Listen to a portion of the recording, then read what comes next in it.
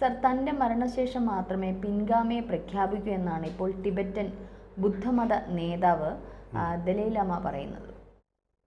അതെ, ഇത് വലിയൊരു രാഷ്ട്രീയ പ്രശ്നമാവുമെന്ന് നിരീക്ഷകർ നേരത്തെ തന്നെ കണ്ടതാണ്.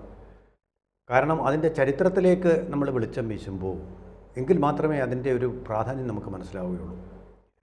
ചൈന മാവോ സെത്തുങ്ങിൻ്റെ കാലത്ത് നടത്തിയ ലോങ് മാർച്ച് എന്ന് പറയുന്നത് അത് സാംസ്കാരിക സ്ഥാപനങ്ങളെ, സാംസ്കാരിക ചിഹ്നങ്ങളെ ഇല്ലാതാക്കാൻ വേണ്ടിയിട്ടുള്ളതായിരുന്നു.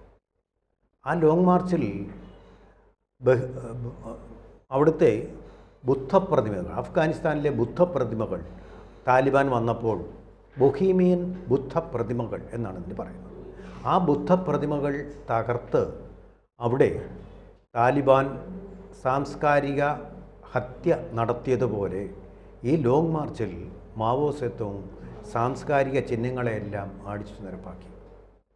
അവിടെ ഹിമാലയത്തിൻ്റെ താഴ്വരയിൽ ഏറ്റവും ശാന്തരായി കഴിഞ്ഞിരുന്ന ഒരു ജനസമൂഹം, അവർ ബുദ്ധമതത്തിൽ പെട്ടവരായിരുന്നു. അവരെയാണ് നമ്മൾ ഈ ലാമമാർ എന്ന് പറയുന്നത്. ഏറ്റവും സമാധാനപരമായി ആ കൊടും തണുപ്പിൽ അതിനോട് മല്ലിട്ടുകൊണ്ട് ജീവിച്ചു വരുന്ന സമാധാനപ്രിയരായിട്ടുള്ള ആ ജനങ്ങൾ ബുദ്ധ പാരമ്പര്യമനുസരിച്ച് ഒരു ജന്തുവിനെപ്പോലും കൊല്ലാതെ സമാധാനത്തിൻ്റെ മാലാഖമാരായിട്ട് കഴിയുന്ന അവരുടെ പല ബുദ്ധവിഹാരങ്ങളും പഗോഡകളെന്നാണ് നമ്മൾ പറയുന്നത്. തിരുവനന്തപുരത്തുകാർക്ക് പെട്ടെന്ന് മനസ്സിലാവും. പഗോഡ, മ്യൂസിയത്തിൻ്റെ നടുക്കുള്ള ബാൻഡ് സ്റ്റാൻഡ് എന്ന് പറയുന്ന ആ സാധനം ഒരു പഗോഡയാണ്. ആ പഗോഡയുടെ രൂപത്തിൽ പല മൂലകളും ചേർന്ന കെട്ടിടങ്ങളാണ് ഈ ബുദ്ധവിഹാരങ്ങൾ എന്ന് പറയുന്നത്. അവിടെ ഇരുന്ന് ആരെയും ഉപദ്രവിക്കാതെ ഇങ്ങനെ ശാന്തമായി ധ്യാനിച്ചുകൊണ്ട്, ധ്യാന ബുദ്ധന്മാർ എന്നാണ് പറയുന്നത്. അവർ ചെയ്യുന്ന ധ്യാനമാണ് രോഗശാന്തിക്ക് വേണ്ടിയും മനഃശാന്തിക്ക് വേണ്ടിയുള്ളത്. യാതൊരു അക്രമവും ഒന്നും ചെയ്യാത്ത അവരെ ഒരു സാംസ്കാരിക ബിംബത്തിൻ്റെ പേരിൽ അവരുടെ ബുദ്ധവിഹാരങ്ങൾ തച്ചുടച്ച് നൂറുകണക്കിന് ലക്ഷക്കണക്കിന് ബുദ്ധന്മാരെ കൊന്നു. ഒരുപക്ഷെ നമ്മളറിയുന്നത് ജൂതന്മാരാണ് ലോകത്തിൽ ഏറ്റവും പീഡനം അനുഭവിച്ചവർക്കുമെന്നാണ്. അല്ല, ഇന്നും പീഡനം അനുഭവിക്കുന്ന, തിരിച്ചൊന്നും ചെയ്യാത്ത ഒരു ജനത മാത്രമേ ഉള്ളൂ ലോകത്തിൽ. അവരാണ് തിബത്തിലെ ബുദ്ധന്മാർ, ലാമമാർ. ഒടുവിൽ അവരുടെ ഈ വിശ്വാസത്തെ സംരക്ഷിക്കാൻ വേണ്ടി വളരെ ദുർഘടമായ ഹിമാലയൻ മലയിടുക്കുകളിൽ കൂടി കുതിരപ്പുറത്ത് വളരെ സാഹസികമായിട്ട് ജീവൻ പോലും പണയം വെച്ച് സഞ്ചരിച്ച് അവർ ഇന്ത്യയിലെത്തി. ഇന്ത്യയിലെത്തിയപ്പോൾ ജവഹർലാൽ നെഹ്റുവായിരുന്നു പ്രധാനമന്ത്രി. അദ്ദേഹം അവർക്ക് അഭയം കൊടുത്തു. അഭയം കൊടുത്തതിൻ്റെ പേരിലാണ് ഇന്ത്യയും ചൈനയും തമ്മിലുള്ള യുദ്ധം പൊട്ടിപ്പുറപ്പെട്ടത്. ഒരുപാട് നഷ്ടങ്ങളുണ്ടായി ഇന്ത്യക്ക്. എങ്കിലും ദലൈലാമയെ ഇന്ത്യ സംരക്ഷിച്ചു. അദ്ദേഹം ധർമ്മശാല എന്നുള്ള സ്ഥലത്ത്, ഹിമാചൽ പ്രദേശിലാണത്, കൊടും തണുപ്പുള്ള പ്രദേശത്ത്, ടിബറ്റിൻ്റേതുപോലെ ഏകദേശം കാലാവസ്ഥ വരുന്ന സ്ഥലത്ത് അദ്ദേഹം അവരുടെ ബുദ്ധ വിശ്വാസികളുടെ എല്ലാം കൂടി ഒരു ഗവൺമെൻറ് ഇൻ എക്സൈൽ എന്ന് പറഞ്ഞാൽ വിദേശ രാജ്യത്ത് നമ്മൾ നടത്തുന്ന ഭരണകൂടമായിട്ട് അവിടെ താമസിച്ചു. വളരെ ശാന്തമായ അന്തരീക്ഷം, ഏറ്റവും മനോഹരമായിട്ടുള്ള പ്രകൃതി ഭംഗിയാൽ ആകെ രമണീയമായിട്ടുള്ള ഒരു വിഭാഗത്തിൽ അവരുടെ പഗോഡകളും അവരുടെ ബുദ്ധവിഹാരങ്ങളും സ്ഥാപിച്ചിപ്പോഴും ജീവിച്ചിരിക്കുന്നു.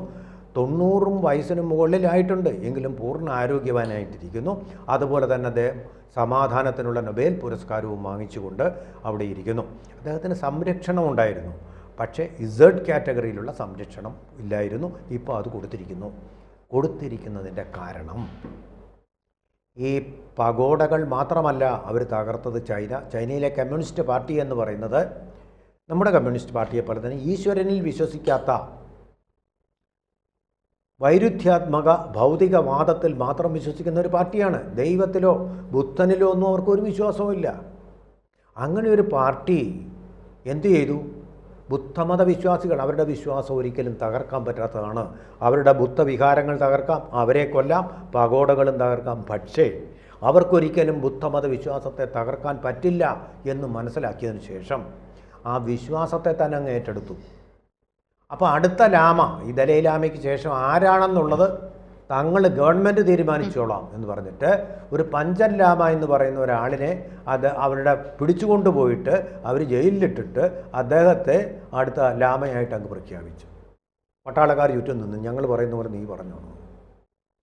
ഈ ദലൈലാമ എന്ന് പറയുന്നത് പണ്ടാരവടങ്ങാനകത്ത് ഒടുങ്ങിക്കഴിഞ്ഞാൽ അടുത്ത ഡ്രാമയായിട്ട് ഇയാളെ അങ്ങ് തീരുമാനിച്ചു കഴിഞ്ഞാൽ പ്രശ്നങ്ങളെല്ലാം പരിഹരിക്കും. അപ്പോൾ ജഡ്ജിക്ക് സംശയം തോന്നി എന്താണ് പ്രശ്നങ്ങൾ ഇപ്പോൾ അവരടങ്ങി ഒതുങ്ങിക്കും. അതല്ല പ്രശ്നം. ഇദ്ദേഹത്തിന് നൊബേൽ സമ്മാനം കിട്ടിയപ്പോൾ ചൈന ഏറ്റവും അധികം പ്രതിഷേധിച്ചു. കാരണം എന്താണെന്നറിയാം, ഈ ധർമ്മശാലയിൽ ഒരു വലിയ ന്യൂനപക്ഷമായിട്ടാണ് ഇവർ ജീവിക്കുന്നതെങ്കിലും ലോകമാകമാനം ഇവരുടെ വിശ്വാസികളുണ്ട്. ഉദാഹരണത്തിന് തായ്ലൻഡ്, കംബോഡിയ, നേപ്പാള്, സിക്കിമിൽ മുഴുവൻ ബുദ്ധമതക്കാരാ. ഒരു മൃഗത്തിനെ പോലും കൊല്ലാത്ത ഒരു രാജ്യമാണ്. ആ രാജ്യത്തൊന്ന് പോയി നോക്കണം. ഏറ്റവും ഒരു പൊല്യൂഷനും ഇല്ലാത്ത ലോകത്തിലെ ഏക രാജ്യമാണ് സിക്കിം. അവിടുത്തെ ജനത മുഴുവൻ ദലൈലാമയെ ദൈവത്തെ പോലെ ആരാധിക്കുന്നവരാണ്. അപ്പോൾ ലോകമാസകലം അതിൻ്റെ വമ്പിച്ച ഒരു ഐക്യം, കൂട്ടായ്മയുണ്ട് ഇദ്ദേഹത്തിന്. പോപ്പിനെ പോലെയാണ്. പോപ്പ് വന്ന് ഇദ്ദേഹത്തിനെ സന്ദർശിച്ചിരുന്നു. അത്ര പ്രിയപ്പെട്ട ഒരു നേതാവാണ്, ആത്മീയ നേതാവാണ്. ഇറാനിലെ ഇപ്പോൾ കൊമേനി ആക്രമണം നടത്തുന്നു. പക്ഷേ ആക്രമണം നടത്താത്ത അഹിംസയിൽ മാത്രം വിശ്വസിക്കുന്ന ബുദ്ധമതക്കാരുടെ പോപ്പാണ് അദ്ദേഹം. അതാണ് അതിൻ്റെ പ്രാധാന്യം. ബുദ്ധമതക്കാർ ലോകമെമ്പാടും നല്ലതുപോലെ ഉണ്ട്. ന്യൂനപക്ഷമല്ലവർ. പല രാജ്യങ്ങളിലും ചൈനയിൽ തന്നെ ബുദ്ധമതക്കാരാണ് ഏറെയുള്ളത്. ആ വിശ്വാസത്തെ ഇത്രയും നാളത്തെ കമ്മ്യൂണിസ്റ്റ് ഭരണത്തിന് തകർക്കാൻ കഴിഞ്ഞിട്ടില്ല. അപ്പോൾ ചൈനയുടെ ഗവൺമെന്റിനെ സംബന്ധിച്ചിടത്തോളം മതത്തിന്റെ മുമ്പിൽ പരാജയപ്പെടുകയാണ് കമ്മ്യൂണിസം ചെയ്തത്. ശരിക്കും കമ്മ്യൂണിസ്റ്റ് പറഞ്ഞത് നമുക്കറിയാം, ശബരിമല വിഷയത്തിൽ അവരെടുത്തിട്ടുള്ള നടപടികളൊക്കെ അനാവശ്യമായിട്ട് അയ്യപ്പനെ അവിടെ വെറുതെ ഇരിക്കുകയാണ്. അനാവശ്യമായിട്ട് അയ്യപ്പനെ ചൊറിഞ്ഞുള്ള സ്ത്രീകളെ കടത്തി വിടണം. എന്തൊക്കെയാണ് ഇവിടെ എടുക്കുന്നത്? വെറുതെ ഇരിക്കുന്നവരെ പോലും ഈ പറഞ്ഞോണം അവരുടെ കൈക്കുള്ളിലാക്കണം എന്നുള്ളൊരു കറക്റ്റ്. അത് തന്നെയാണ് കമ്മ്യൂണിസ്റ്റുകാർ ചൈനയിലും ചെയ്തുകൊണ്ടിരുന്നത്. ബുദ്ധമത വിശ്വാസത്തെ പതുക്കെ ഗവൺമെൻറ്റിൻ്റെ കയ്യിലാക്കിക്കൊണ്ട് അവരുടെ കഴുത്ത് ഞെരിച്ച് ആ വിശ്വാസത്തെ ഞാൻ കൊല്ലുക. പക്ഷേ കൊല്ലാൻ പറ്റിയിട്ടില്ല. സമാധാനത്തിൻ്റെ നൊബേൽ സമ്മാനം ലഭിച്ചു. ബുദ്ധമതത്തിൻ്റെ പോപ്പായിട്ട് അദ്ദേഹം വാഴുന്നു. അദ്ദേഹത്തിന് അറിയാം ഏതാനും ദിവസങ്ങൾക്കകം താൻ മരിക്കുമെന്നുള്ള അറിയാം. ഇവർക്ക് മുൻകൂട്ടി കാര്യങ്ങൾ പ്രവചിക്കാൻ പറ്റും. എന്താണെന്നറിയോ, ഒന്നാമത് കൊടും തണുപ്പാണ് അവർ. അപ്പോൾ അത് ആയുസ് വർദ്ധിപ്പിക്കുന്ന ഒരു കാര്യമാണ് ആ കൊടും തണുപ്പിൽ. ഷാങ്ക്രീല എന്ന് പറഞ്ഞൊരു നോവൽ തന്നെയുണ്ട് ഇവരെക്കുറിച്ച്, ഷാങ്ക്രീല എന്ന് പറഞ്ഞിട്ട്. ആ ഷാങ്ക്രീല എന്ന് പറയുന്ന പ്രദേശത്ത് ഒരു സായിപ്പ് പോയ അനുഭവമാണ് എഴുതി. കുറച്ച് ഭാവനയും കാണാം. 120 വയസ്സ് കഴിഞ്ഞിട്ടും സൂര്യ നമസ്കാരം ചെയ്തുകൊണ്ടിരിക്കുന്ന സായിപ്പ് പഠിച്ചു അയാളിൽ നിന്ന് സൂര്യ നമസ്കാരം. ഈ വെണ്ണയുണ്ടല്ലോ, തണുത്തുറഞ്ഞ വെണ്ണ, ആ വെണ്ണക്കട്ട മാത്രമാണ് അദ്ദേഹത്തിൻ്റെ ആഹാരം. അതുമാത്രം കഴിച്ചുകൊണ്ട് സൂര്യ നമസ്കാരവും ചെയ്തുകൊണ്ട് ഈ സായിപ്പിനേക്കാൾ ആരോഗ്യത്തിൽ 120 വയസ്സ് കഴിഞ്ഞും ജീവിച്ച ഒരാൾ അവിടെ ഷാങ്ക്രീല എന്ന് പറയുന്ന ടിബറ്റിലെ പ്രദേശത്ത് ജീവിച്ചിരുന്നു എന്നാണ് അദ്ദേഹം പറയുന്നത്, അവകാശപ്പെടുന്നത്. ശരിയോ എന്ന് നമുക്കറിയില്ല. വാസ്തവത്തിൽ ദി ലോസ്റ്റ് വേൾഡ് എന്ന് പറയുന്ന ഒരു നോവലിലാണ് ഷാങ്ക്രീലയെ പറ്റി പരാമർശമുള്ളത്. ആയുസ് അവരുടെ മിനിമം 100 വയസ്സാണ്.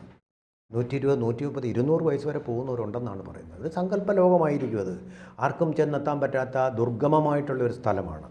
ആ സ്ഥലത്ത് 120 വയസ്സിലും സൂര്യ നമസ്കാരം ചെയ്തുകൊണ്ടിരിക്കുന്ന സാധാരണക്കാർക്ക് പ്രയാസമായിട്ടുള്ള ഒരു യോഗാഭ്യാസമാണത്. അത് ചെയ്തുകൊണ്ടിരിക്കുന്ന ഒരാൾ, അതിൽ നിന്ന് ഈ സായിപ്പ് യോഗാഭ്യാസം പഠിച്ചിട്ട് പോയി. അത് കഴിഞ്ഞുകൊണ്ട് 10-20 വർഷം കഴിഞ്ഞപ്പോൾ ഗുരുവിനെ കാണാനായിട്ട് ഷാങ്ക്രീലയിലേക്ക് അദ്ദേഹം എത്തുമ്പോൾ ഇതേ പ്രായത്തിൽ തന്നെ, അതേ പരുവത്തിൽ തന്നെ, അതേ ശാരീരിക ക്ഷമതയോടുകൂടി തന്നെ ഈ ഗുരു അവിടെ ഇരിക്കുന്നു. അദ്ദേഹത്തിൻ്റെ ആകെ ആഹാരം ഒരു പാൽക്കട്ടി ആണ്. ആ പാൽക്കട്ടിയും കഴിച്ചുകൊണ്ട് സൂര്യപ്രകാശവും ഏറ്റുകൊണ്ട് അഭൂതപൂർവമായിട്ടുള്ള അനന്യസാധാരണമായിട്ടുള്ള ആരോഗ്യത്തോടു കൂടി അദ്ദേഹം ജീവിക്കുന്നു. അപ്പോൾ അവിടെ ചെന്ന് വീണ്ടും ചേരാൻ തുടങ്ങി. ഇദ്ദേഹത്തോട് പറഞ്ഞു, നിൻ്റെ സ്ഥലം ഇതല്ല, ഇതെൻ്റെ സ്ഥലമാണ്, നീ പോയിക്കോളൂ, ഞാൻ താമസിയാതെ ലോകത്തോട് വിട പറയും. അതുപോലെ അത്ഭുതകരമായിട്ടുള്ളൊരു ജീവിതമാണ്. ഇപ്പോഴും പൂർണ്ണ ആരോഗ്യത്തോടു കൂടി സമാധാനത്തിന്, ലോകശാന്തിക്ക് വേണ്ടിയുള്ള ആഹ്വാനങ്ങളോടുകൂടി ധർമ്മശാലയിലെ തൻ്റെ സിംഹാസനത്തിൽ ഇപ്പോഴും പ്രഭാപൂരത്തിൻ്റെ അകമ്പടിയോടുകൂടി ഇരിക്കുകയാണ് ലോകത്തിലെ ബുദ്ധമതക്കാരുടെ മുഴുവൻ ദൈവമായിട്ട് ദലൈലാമ. ആ ദൈവമായിട്ടുള്ള അദ്ദേഹത്തിൻ്റെ ആ സങ്കല്പനം ചൈനക്കാരെയും കമ്മ്യൂണിസ്റ്റുകാരെയും ലോകമെമ്പാടും ഭയപ്പെടുത്തുന്നു. അതുകൊണ്ടാണ് അടുത്ത ദലൈലാമ തങ്ങളുടെ ആജ്ഞാനുസാരിയായ ഒരാളായിരിക്കണമെന്ന് അവർ ആഗ്രഹിച്ചത്. പക്ഷേ ഇപ്പോൾ പൊളിച്ചു കൊടുത്തിരിക്കുന്നു ദലൈലാമ തൻ്റെ മരണത്തിന് തൊട്ട് മുമ്പ് തന്നെ. അടുത്ത ദലൈലാമയെ തീരുമാനിക്കുന്നത് എൻ്റെ ട്രസ്റ്റായിരിക്കും. അതിനർത്ഥം ദലൈലാമയുടെ വാക്കുകളെ ബുദ്ധമത സന്യാസികൾ വിശ്വസിക്കൂ. ചൈനയിലെ കമ്മ്യൂണിസ്റ്റ് പാർട്ടി പറയുന്നത് പുല്ലുപോലെ അവർ പസഫിക് സമുദ്രത്തിലേക്ക് ഒഴുകിക്കളയും. അതാണ് ഇതിൻ്റെ പ്രസക്തി. ചൈന അവിടെ ദലൈലാമയുടെ ഇച്ഛാശക്തിക്ക് മുമ്പിലും ശക്തിക്ക് മുമ്പിലും തോറ്റിരിക്കുന്നു. അത് വരും തോൽവി തന്നെയാണ്.